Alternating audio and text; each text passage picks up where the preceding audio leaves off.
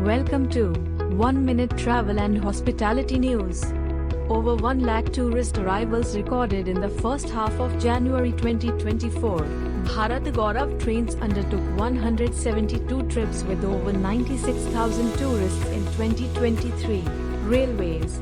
UP government to start helicopter services to Ayodhya from 6 districts by month end. Bihar Tourism Mint to unveil new tourism policy 2023 in Patna alongside industry stakeholders. 500 crore Indian rupees new Gwalior terminal to be completed in the next few days. Sindhia. IRCTC to run first Astha special train from Vizag to Ayodhya to offer Ram Lalla Darshan. Air passenger traffic in India expected to reach 300 million by 2030. Jyotiraditya Scindia. Grow your travel business with TravServer. Thanks for watching 1 Minute Travel and Hospitality News. Use your full potential to develop and grow your travel business with TravServer CRM.